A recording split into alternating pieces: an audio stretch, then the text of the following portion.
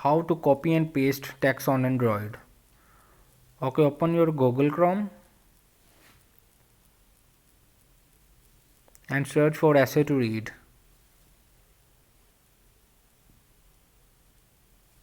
Tab to the other side of everything.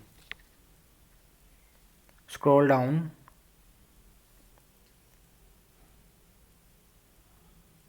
You see these lines in partnership with Rittenbox 223 Anthology.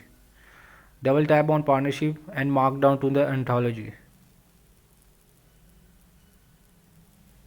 Tap to copy. Go back to home screen.